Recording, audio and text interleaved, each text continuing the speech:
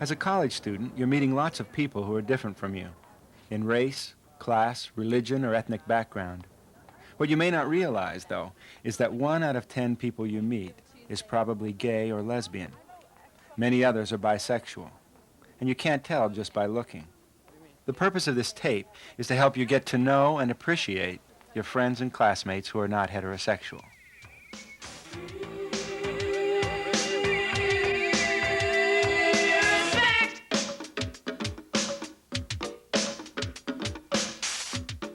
Do you know anybody, you guys know anybody who's gay or lesbian?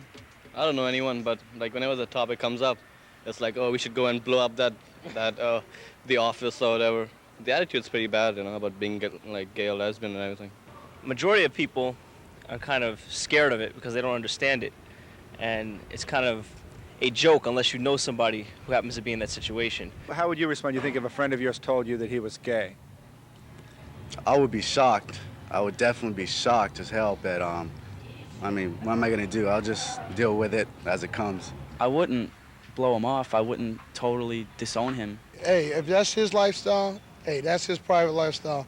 But you treat him as a man, no matter. God made us equal. Treat a man like he's equal. She's still my friend. She was my friend before I knew she was gay, so it's just another word. She's just telling me what she does at home, that's all. I would really be interested to understand her, what she's feeling and why. And I think, in a way, I would love to have somebody close to me to just know what it is like.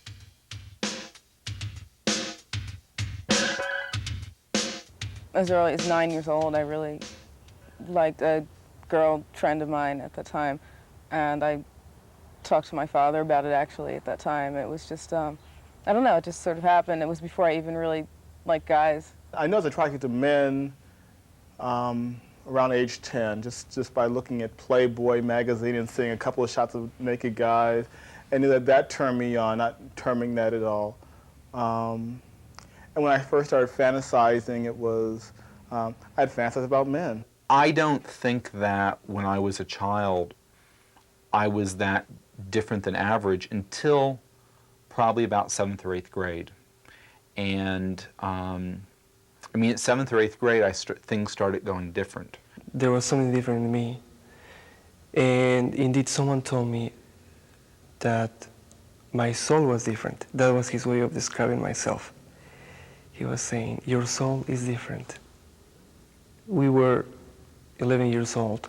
There were other people, like one girl that I played basketball with who called me gay, and I knew that I really got tense and knew that she was right and felt really bad about that. I wanted so much to be touched and loved and accepted and held and have a boyfriend to do nice things for me that and somebody that I could do nice things for, that I thought if somebody called me queer, it meant that I would be totally outside of society, wouldn't have any of this at all. Because I had never encountered knowingly anybody who was gay in my life, I figured they must all live on some island somewhere. I thought none of my friends would understand or like me anymore.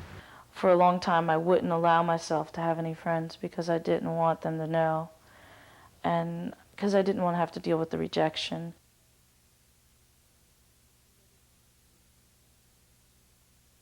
I realized I couldn't live a double life, and I stopped denying it. Everyone in my family knows. Well, I wrote a letter to my family, which my mother read. I'm not sure whether she showed it to anybody else, but I think the message came through that I had come out, but she threw the letter away and said it was very pornographic. When I came home after my freshman year of college, my mother, I was getting ready to go out and Friday night, and my mother said, "Are you gay?" I sort of looked at her and I said, yeah. She got pretty upset. It sort of ruined the Friday night.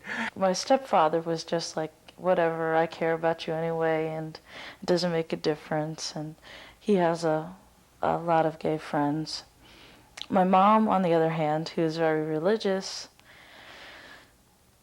started saying things like, you're a sinner, you're evil. My own parents, I know their greatest concern is that I will always be ostracized. I'll never be able to have a job. I'll never be able to live happily. It's harder being gay than it is being straight. But, you know, that's not a choice I don't think that was a choice I had. I mean, the choice was whether to accept it or to sort of live covertly. But once I accepted myself as a gay man, but also most important, knowing that God loves me and that I can have this wonderful relationship with him while being gay, made it easier. I remember the weekend when I realized that I was gay and shouting it to the world, I'm gay, hello, my name is Gavin, I'm gay, how are you doing? You know, I felt really good. It was real empowering for me. And it was certainly exciting, making all these new friends, suddenly dating someone who I really loved. All the stuff that they had said, all the stuff that were fed about gay people kind of went out the window, that this was love, and that was the primary reason for me being with him, and that love is not wrong.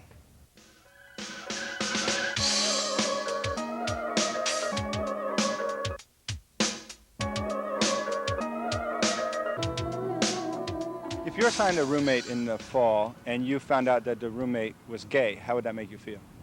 That would make me feel very uncomfortable. I wouldn't want to sleep in the same room with a gay person, to be honest. Well, I would have been uncomfortable probably at first because I've never had to live with anybody homosexual, but I guess she's a person too, so it's not any different than living with anybody else, and if she knows that I'm not homosexual and she doesn't make any overtures to me, then why should it affect me? Just because you're gay doesn't mean you're not a normal person. Your sexual preference doesn't have anything to do with your personality. I don't think it would bother me. If she keeps her hands off me, it's fine. You know, but if she starts, you know, then she better get out. I mean, I understand, I accept her, but, you know, once you know, if she just stays away from me, it's all right. It would make you a little uncomfortable. Yeah, definitely. The whole time before I got to school, I was thinking to myself, okay, how am I going to deal with this? How am I going to tell my roommate that I'm gay? Blah, blah, blah. And, because for me, it was like I didn't want to come here and not be out because I was already out. Like, I was out to my family, I was out to my friends, and I didn't want to have to come here and be closeted again. I had no exposure to any of it before. I mean, like, my friends and I never talked about it or anything like that. And finding out my roommate was a lesbian was kind of a shock at first. And then when I knew she found out, I was like, oh my God, that's it. She's gonna move out, and I'm not gonna have a roommate for the rest of the year, and nobody's gonna wanna be near me, and all these other irrational thoughts I was having. Maybe not so irrational, considering the setting I was in. I mean, all freshman dorm, a lot of people were scared. There's a fear because people, like, I think they think it's like some sort of disease to be gay. You know, it's like something not human. And I'm like, what? I don't understand that. You know, it doesn't make sense to me. I mean, Charisse is a human being. She's great. She lives on the floor. She's a friend of mine, you know. It's just set in your mind that being gay is something completely horrible and to be looked down upon and hated. And that's the way I grew up. And when I came to college, you know, I still, you know, they were like, oh man, there's gay people at school and stuff. And I was like, yeah, I know, I have to deal with these people. I don't know what the hell I'm gonna do. And like, I had spent time with Charisse, and you know, I've had a good time, and I didn't know she was gay. And then the whole year I've been spending lots of time with Charisse, and you know, I think she's a great person. It's still hard to adjust that like a male is gay, because the way I think about it, if I'm with a homosexual male and I'm standing there, then I'm gonna be thinking, this guy's gay. Is he looking at me? So, you know, back against the wall type deal, you know, like this. I'm sorry, that's the way I feel. It seems like people's attitudes are almost wholly dependent on like what their parents felt and what their friends felt. I have a cousin who's gay, and so I grew up ever since I was I guess mid-childhood, being around gay people, and so it never really bothered me at all, nor my brother, nor my father. So I came to college, and there was no difference at all. I was happy to meet gay people, and it was enjoyable. But some people, grow up where everyone's saying, oh, gay people are horrible. If they just talked to them, they'd realize that they were normal. It's just people who have like a major fear of gays that don't ever talk to them, try and avoid them the most. But if they just talk to them, they really realize that they're completely just like the rest of us.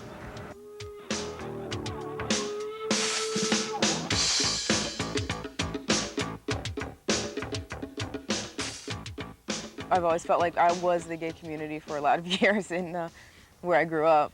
You know, maybe me and just a couple people that I knew, and that's really hard. It's really lonely, and I think when I came here, I was able to meet more people and not feel so alone. For the first time in my life, I encountered a lot of people who were actively gay, who were happy with their lives, knew exactly how I felt and what I was talking about. They had gone through it themselves. That is one of the good things about, you know, gay student unions. It's a place to connect with other people and not feel. I don't think I ever felt so alone, but it was nice to be in an environment that I can look over there and know that he was gay or that she's a lesbian. It's meant a lot of good people and friends and people sharing experiences, good experiences, bad experiences. When I went to college, that was really my time for freedom. That's where I said, I'm going to go to college, and this is where I'm going to make some decisions in my life. And if it's a guy, great. If it's a woman, fine. You know, but that's going to happen. You know, that's where it's going to happen, and it did. I know I had gay thoughts when I was young, but I didn't think that there was an outlet for that. I mean, As you soon didn't as even I think that there discovered could it, be I anything felt else. alive and just like, wow, this is Yeah, like, great. this is what that's all about. Oh my God. Yeah. And it really didn't have anything to do with the sex at that time. Not yet. It was just the emotional release. Yeah, you know? and just finding a... You clicked, yeah. Yeah, Not the that only was one. it. I was in a group of women at a coffee house, and all of a sudden, it's like I was identifying with them, and I liked the way they dressed and wore their hair and the way that they were talking, and I just knew that that was home for me. You know, that's where you're safe, that's where you're home, that's where there are people like you. And I know for me, it made the difference between being happy and not being happy, feeling alone, isolated, and feeling safe, and also being able to move on and be productive and achieve all the things that I wanted to achieve.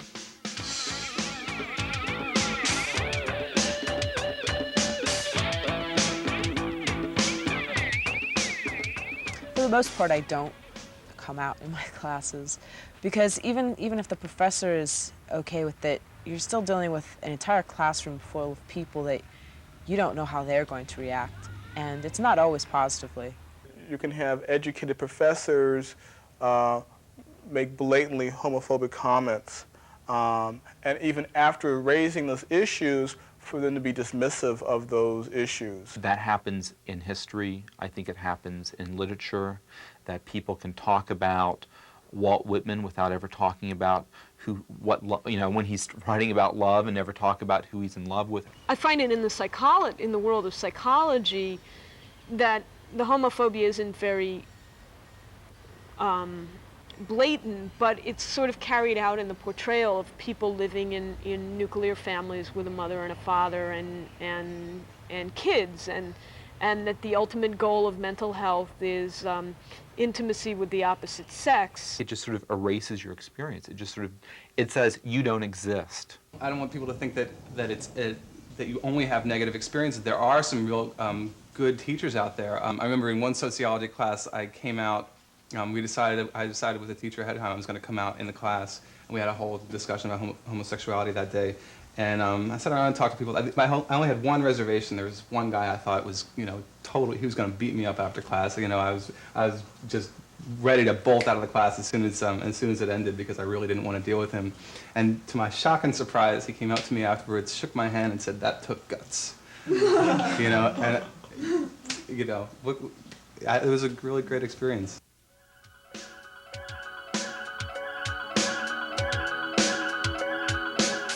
When you talk about people who are gay, the first thought that goes into your mind is sex, and that's really all a lot of people look at. They just say gay, sex. Putting a picture of my lover on my desk, is that sex? It's just, people just sort of want to reduce it to this one little component.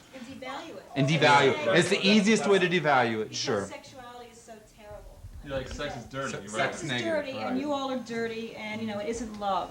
I mean, and most of it is love. I mean, you fall in love with someone. I mean, it's them as a person. They don't really see that. And to me, when they deny me that, they're denying my humanity. And that's what makes me angry about the situation that we're in, is that people are taking away my humanity and putting it only in the sense of one little part of who I am, and that gets very boring if that's all I did was have sex, That becomes very boring and very, mundane, because I can only do that so much and get tired and would want to forget about it, And the other parts of me that is so valuable, that to me, to the community, to whomever I want to share that with, That's not all we are. We are not just sexual beings. We are sexual beings. That's not all we are. I love music. I also work on a computer. I have friends who are, artists and bankers. I have a full life. It's not just sex. But sex is part of it. To me, sleeping with a man is something which is magical. I mean, there's that energy of another man's body right there next to me, and that exchange need not be sexual, but there is something wonderful and beautiful, and something way I just feel. But it's like when there's a man laying next to me and we're holding each other, and that intimacy, which for me, I think I like it. And I get off on it so much because it takes so much for men to be intimate these days, and you don't see that. And I'm real aware when I'm sleeping with a man that this is so, bleeping wonderful. It really is. I would say that sex for me is just a way to express appreciation for the person who I happen to be with, and for the closeness that we have. I think sex is pretty important. I'll say that. I think a lot of women particularly don't really talk about that often, but for me, it's important. It's cool, But also, what it means, it can mean anything for me. It depends on the person I'm with and what it is with them. It can be a very emotional thing, or it can be purely physical, or anything in between there. At least for me, sex is still a way of expressing love. So we're also able to love. It's not that because we're gay, we're only interested in sex, but also in love as a whole expression of our human nature. I guess the best way to describe it is that if I like a person and I'm attracted to them, then it's possible for me to go out with them, whether they're male or female. Although right now, I think more of my attractions are to women at this point. Although that's been different in other times in my life, it's been equal. I know a lot of people who have some feelings toward the sex that they aren't primarily attracted to, and a lot of times, for some reason or another, don't act on that. So I tend to think that people somewhere in them have the possibility of being bisexual. I don't know. I see that as being more fluid than people tend to talk about it.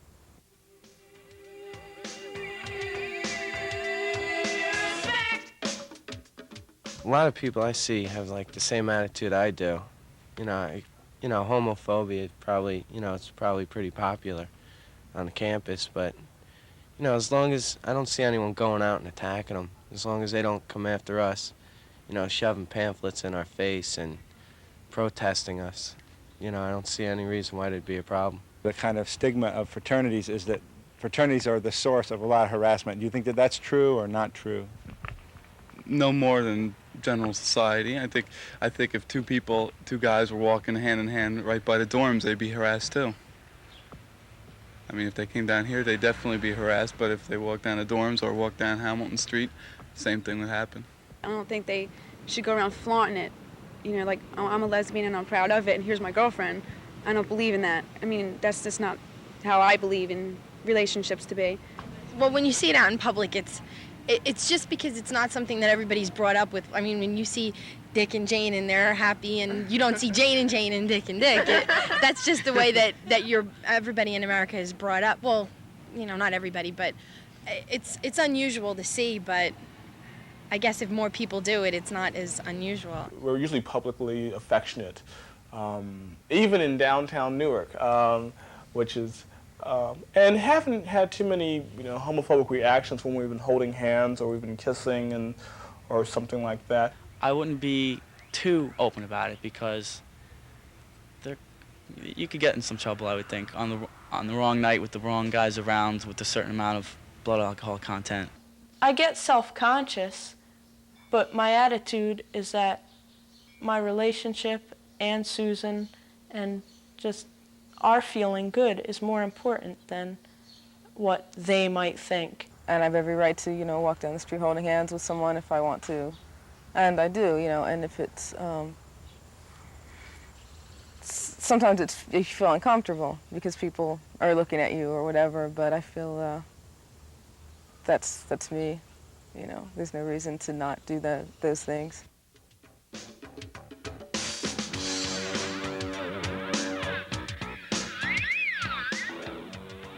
I'm trying to find a environment in which I don't have to be closeted. You have to be very careful in your professions that you choose.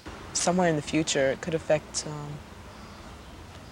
what I do, and that's very frightening, because there are still really no laws against discrimination against homosexuals. Having integrated my spiritual aspect with my sexuality has become so important to me that it's just impossible to remain in the closet. I'm talking about religion.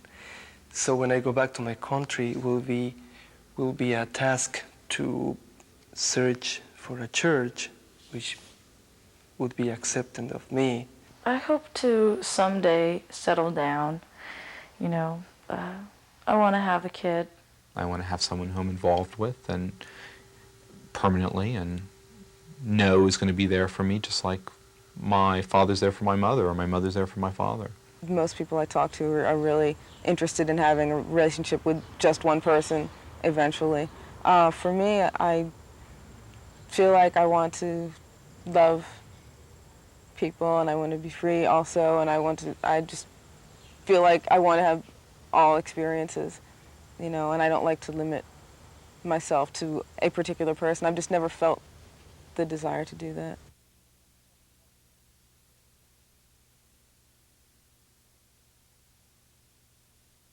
We want acceptance. We want to be able to, live our lives without harassment, without constantly having to be told that we're wrong or that we're sick or that we're so different.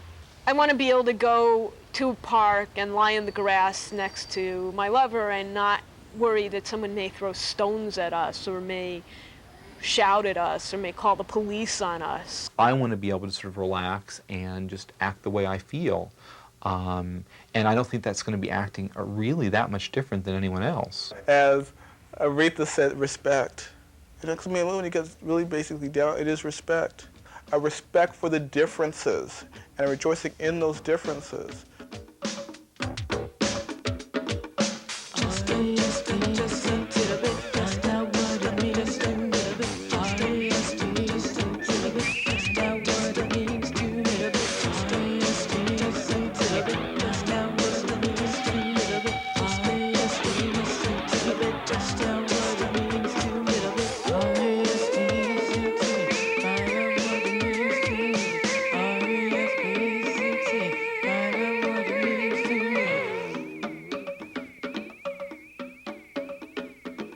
Try to be understanding, try to be open-minded, try to see things from a different perspective than your parents do. Just try to see everyone as human beings and treat them that way.